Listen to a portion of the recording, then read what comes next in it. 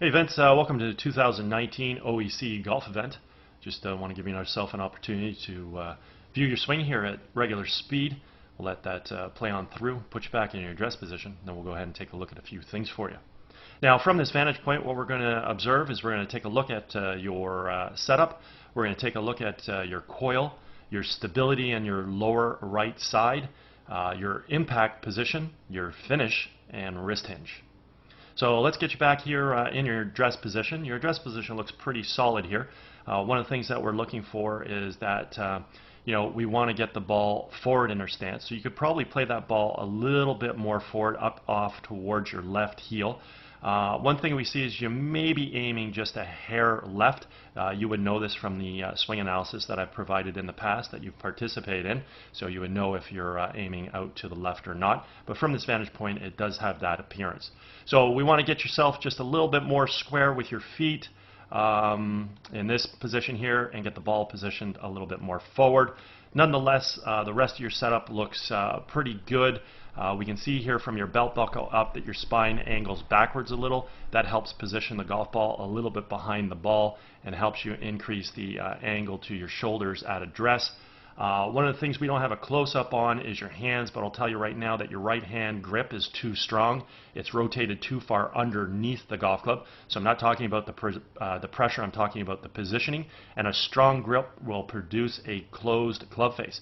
The other thing I want to pay attention to here is that you don't have the back sole of your club resting off on the ground. You have it off the ground. So what's happening is your club face is closed, it's de-lofted, and the leading edge is facing the ground too much. So you have a strong right hand, which is going to produce a closed face.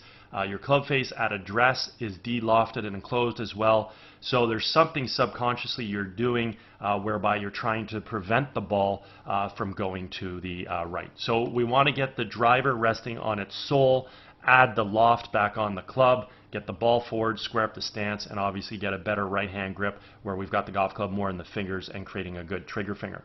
Let's go ahead and do a little split screen comparison here. We'll bring up a model swing of Brooke Henderson, and we've got some lines on the screen. I've drawn a line outside of our right leg. So if we have a wide enough stance, then the line there is on an angle and not at 90 degrees. You can see that Brooke's line is on more of an angle than yours only because her stance is a little bit wider.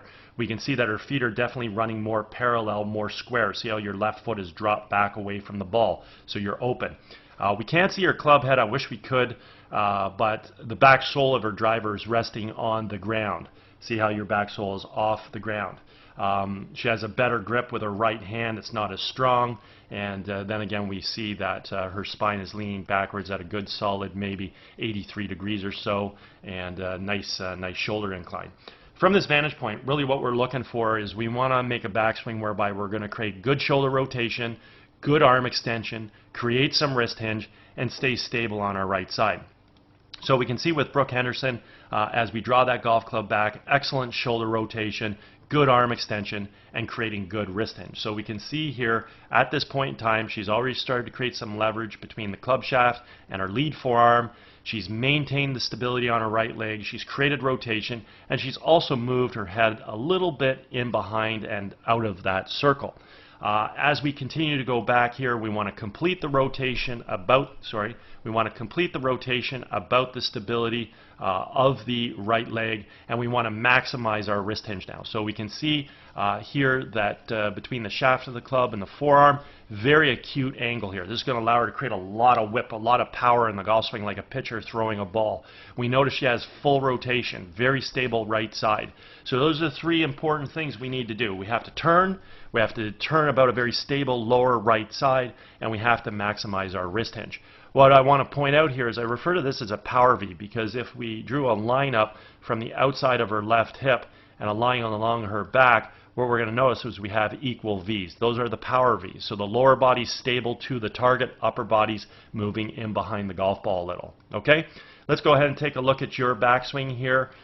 We can see as you initiate the takeaway, you draw your hands back very, very nicely. You get good extension. You're starting to create some leverage between the golf club and the lead forearm, so that looks great.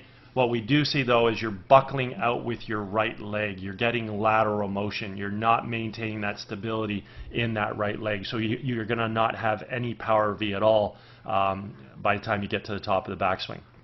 Look at all that lower lateral body motion, okay? So you've turned well, you have good hinge, but we do have to learn to make a backswing whereby we stabilize that right leg a lot better, okay? As we create our transition back on the ball, we simply want to move our weight from our left to our right, drive our knees and our hips to the target. We want to see some lateral motion in this direction, unwind the core, fire the hands, and in doing so we want to make sure we post up nice and strong on our right leg, and that's exactly what we see here with Brooke Henderson.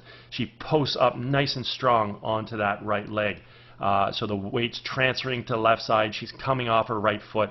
The other thing I want to point out, as we drive everything to the target, we also snap our head back. It's called action-reaction, and that allows the club to whip through. Let's go ahead and take a look at your transition back into the ball. So we basically see that you're creating lateral motion, you're moving back to your left side a little, but you are hanging back on your right side striking the ball. Notice how you're not off your right foot at impact and you're hanging back too much. As we carry that through, let's see if you eventually get off that right foot or not. You don't.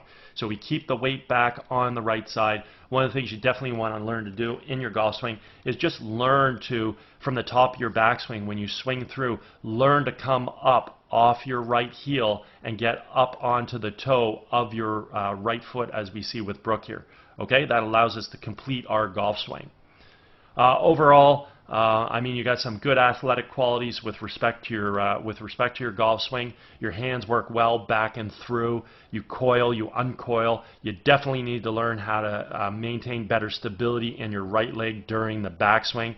When you swing through, we would definitely like to see you obviously get off that right side better. So just learn to move onto your left side, get up onto the toe of the right foot, and that'll allow you to finish your golf swing obviously a lot better.